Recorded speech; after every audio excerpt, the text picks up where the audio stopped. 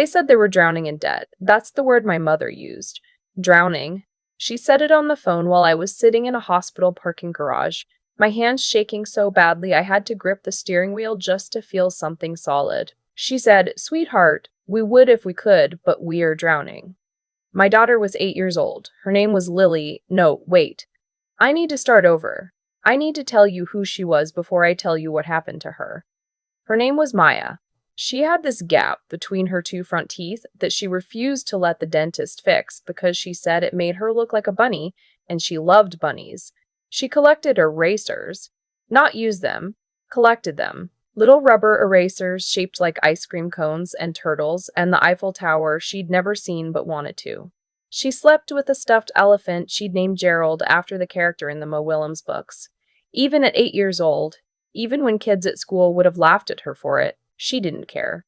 Maya never cared what anyone thought. She was diagnosed with dilated cardiomyopathy when she was 6. Her heart was too big. Not in the way people say as a compliment, it was enlarged in a way that made it work harder and harder just to do the basic thing a heart is supposed to do. Our cardiologist, Dr. Reeves, told us in a very calm voice that Maya would eventually need a heart transplant. He said eventually like it was something far away, something we'd have time to prepare for. That word. Eventually. Let me sleep for about 6 more months. It stopped being eventually on a Tuesday in October. Maya had been tired for weeks. Not kid tired. Not I don't want to do homework tired, but the kind of tired that makes an 8-year-old ask to sit down after walking from the car to the front door. My husband Ben and I had been trading looks over her head for days. The kind of looks that mean we need to call the doctor, but you keep not calling because calling makes it real. Then she fainted in the kitchen while she was making her own cereal. After 3 days in the hospital, Dr. Reeves sat with us and said that Maya's heart function had dropped significantly, that she needed to be listed for transplant now, and that the evaluation process to get her on the UniWest waiting list would require an upfront deposit of $28,500. That was before insurance. That was just to start the process. Ben and I had $6,000 in savings. We'd been managing Maya's care for 2 years on a budget that was already stretched to nothing. Between my part-time income as a dental hygienist and Ben's salary as a public school teacher, we were not people who had $22,500 sitting anywhere waiting to be found. I called my parents that night from the parking garage because I didn't want Ben to hear how desperate I sounded. My mother answered on the second ring. I told her everything. I told her about the deposit, about the timeline, about what Dr. Reeves had said. I told her that Maya's condition was serious and that we needed to move fast. My mother was quiet for a long time, and then she said she needed to put me on hold and get my father on the line. My father got on and said, "We love Maya, you know that." I said I knew that. He said, "We're just not in a position right now." My mother came back on and said the word drowning. I sat in that parking garage for 45 minutes after I hung up. Then I dried my face, went back inside, and sat next to Maya while she slept with a pulse oximeter clipped to her finger and Gerald the elephant tucked under her arm. I didn't ask my parents again.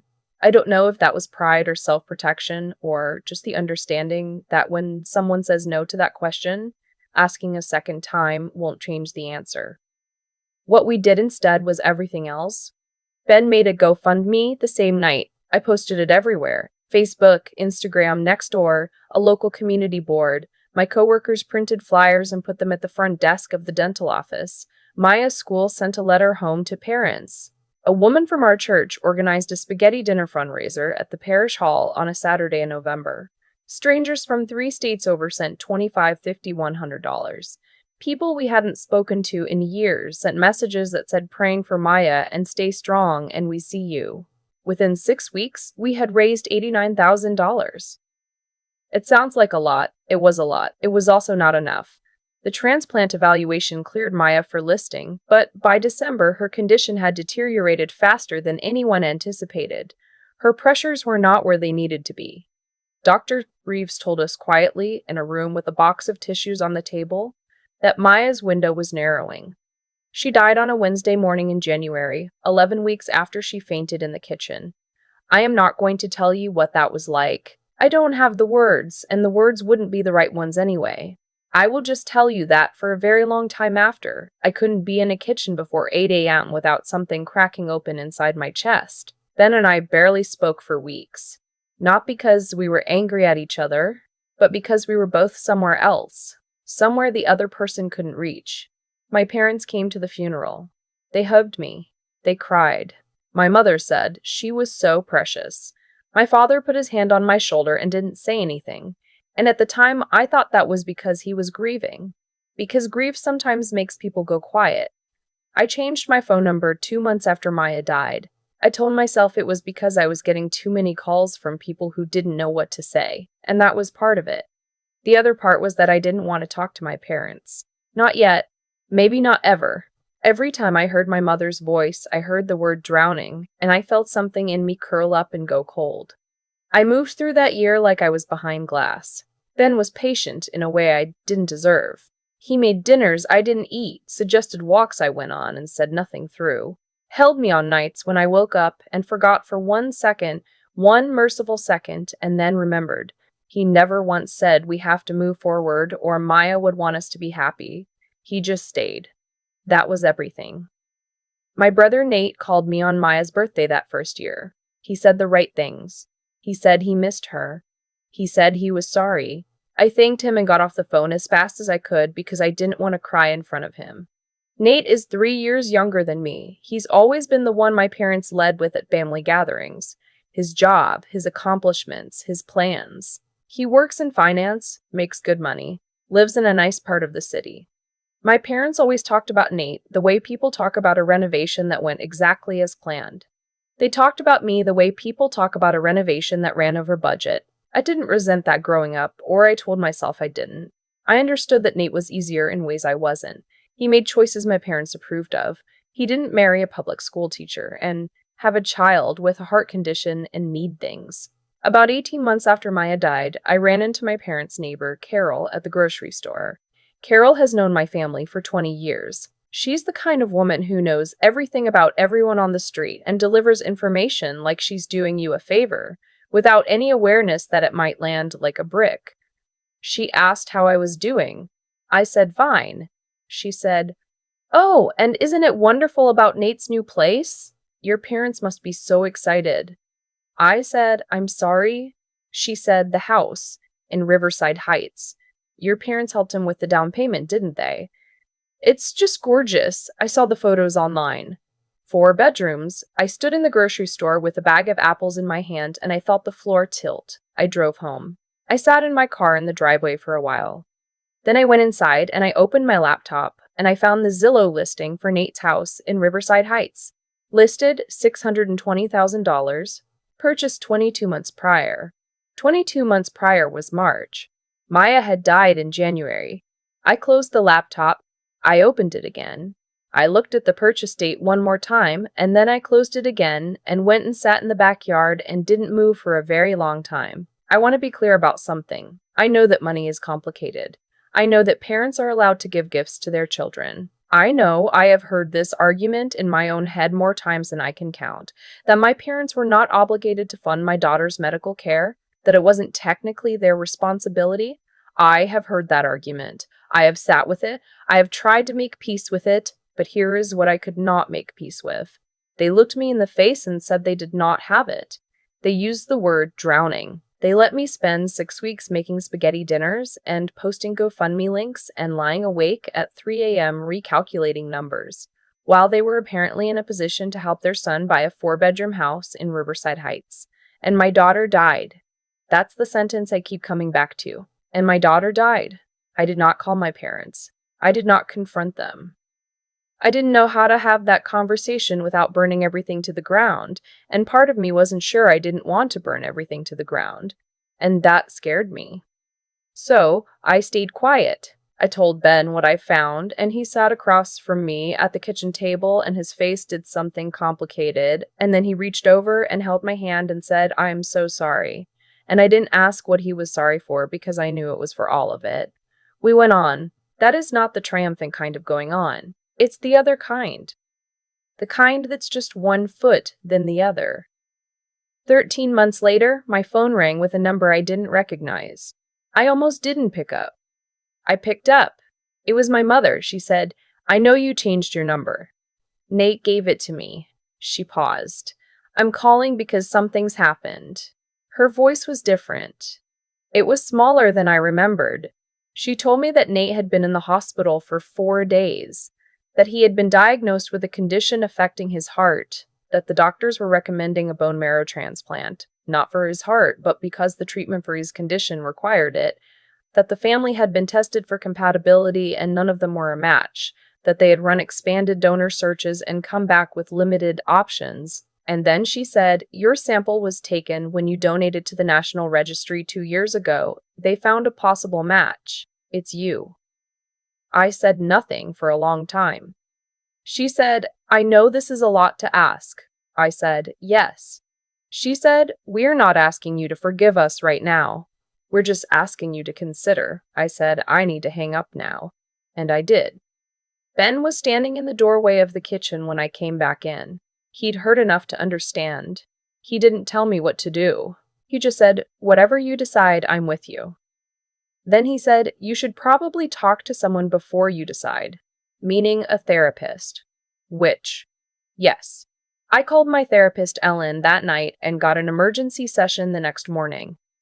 Ellen didn't tell me what to do either. She helped me figure out what I already knew. I called my parents back 3 days later. I asked them one question first. I said, "I need you to tell me the truth. When Maya was sick, did you have the money?" Silence. Then my father said, "We could have found a way." That's all he said. "We could have found a way." Not yes, not "I'm sorry." Just that. I didn't say anything. I let it sit there between us. Then I said, "I'm going to go to the hospital and meet with the transplant team. And then I'll make a decision." I went. I met with Nate's medical team. I sat across from my brother in a consultation room and looked at him, and he looked at me, and he said, "I know you don't owe me anything." His voice broke a little on the last word. I want you to know that I've been thinking about Maya every single day. I should have done more. I should have pushed Mom and Dad harder. I should have given you money myself. I had it. I didn't understand how serious it was until it was too late, and I will live with that for the rest of my life. However long that is. I sat with that for a while. Here's what I have figured out. In the time since then, I can't undo any of it. I can't bring Maya back. I can't go back to the parking garage and make my parents say yes. I can't unlearn what I learned about Riverside Heights and the 4-bedroom house and the 22-month-old purchase date. None of that goes away. It lives in my chest, right next to the part of me that still wakes up some mornings for 1 second thinking everything is fine before it isn't. But I know who I am, and I know who Maya would have wanted me to be. She was 8 years old and she carried a stuffed elephant named Gerald, and she had a gap in her teeth, and she collected erasers she never used. She was the most generous person I have ever known, including every adult I have ever met. On her last real birthday, she asked if instead of presents, she could donate her birthday money to the animal shelter. She was 8. She asked for that. I donated the marrow. I want to be clear, I did not do it for my parents. I did not do it to start over or wipe the slate or open the door to some television movie reconciliation.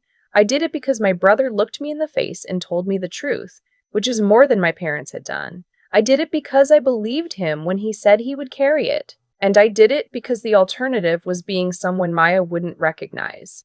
Nate's recovery was slow. The procedure went well, but the weeks after were hard. I didn't visit the hospital. I wasn't ready for that. But I texted him when the transplant team confirmed the engraftment was successful, and he wrote back 4 words. "I owe you everything." I didn't respond to that. There's no response that fits. My parents came to see me 3 weeks after Nate was discharged. They stood in my living room, my mother and my father, and my mother said that they had sold their condo. I said okay. She said they were donating the proceeds to a children's cardiac fund, specifically the one connected to the hospital where Maya had been treated. I looked at her for a long moment and I said, "That doesn't fix it." She said, "I know." My father didn't say anything. He looked at the floor. He looked old in a way he hadn't the last time I'd seen him, and I noticed that and felt something about it that wasn't quite pity and wasn't quite satisfaction. Just recognition, I think. Just there it is. I did not tell them everything was okay. I did not invite them to stay for dinner. I did not cry or yell or say the things I had rehearsed at 2 a.m. in the months after I found the Zillow listing. I just said, I appreciate you coming. And they left. Ben was in the backyard when I walked back through the kitchen. He was just standing there looking at the yard, the way he does sometimes when he's thinking. I went out and stood next to him, and he put his arm around me without saying anything. We stood there for a while. In the front hall, on the shelf by the door, there's a small dish where I keep my keys and my chapstick, and whatever coins end up in my pockets. Next to it, there's a turtle eraser. One of Maya's. Green rubber, chipped on the left back foot from where she dropped it on the driveway once. I kept it there after she died because I didn't know where else to put it, and now it's just part of the shelf, part of the house, part of every morning when I grab my keys and head out the door. Some mornings I touch it on the way out. That's the whole story. There's no version where everything turns out fine. There's just this. I am still here. Ben is still here. And every morning I get up and I try to be someone Maya would know. That's the only resolution I have. I think it's enough. I've thought a lot about what it means to act with integrity when the people who were supposed to protect you didn't. Not in an abstract way. In the 2 a.m. staring at the ceiling way. In the way where you replay the parking garage phone call and you try to find the version where they said yes. There isn't one. What I've come to understand, slowly, not gracefully, is that the choices other people make reveal something permanent about who they are. My parents made a choice. They made it while I was posting GoFundMe links, and my daughter was sleeping with a pulse oximeter on her finger. That choice didn't happen because of a misunderstanding or a miscommunication or a bad month. It happened because of who they were, what they valued, and what they decided mattered more. I can't rewrite that. What I can do is decide what it means for who I am going forward. That's the part nobody talks about in these stories. The part after. The part where you have to figure out what you're made of. Not in one dramatic moment, but in all the quiet ones. When I sat across from my brother in that consultation room and looked at his face, I wasn't thinking about fairness. I was thinking about Maya. About the fact that she would have given the shirt off her back to a stranger and she was 8 years old and she never got to grow out of that generosity. I did not want to grow out of it for her. That is not weakness. I want to be clear about that because I know how this story sounds to some people. I know there are people reading this who think I should have said no. Maybe you're right, but I think there is a particular kind of strength that doesn't look like strength from the outside. The kind where you choose to act from your values even when you have every justification in the world not to. That takes more out of you than the alternative. It costs more. And it leaves you with something the alternative doesn't. My parents will carry what they did. That's not something I have to arrange or wish for. It already happened. I watched my father look at the floor in my living room, and I watched my mother say, I know, when I told her their donation didn't fix it. They know. That knowledge lives in them now, and it will for the rest of their lives. I didn't have to do a single thing to make that happen. Cause and consequence did it without my help. What I did have to do was decide what kind of person I was going to be inside all of it, not for them, not even, if I'm honest, entirely for Nate, for Maya, and for myself, and for Ben, who stayed through the worst of it and deserved to be married to someone still intact on the other side. The turtle eraser is still on the shelf by the door. I still touch it some mornings. That's not closure. I don't think closure is a real thing, actually. I think it's something people say when they don't know how else to end the conversation. What I have instead is this. I got up today. I made coffee. I went out the door. I tried to be someone worth being. That's the whole thing. That's all of it.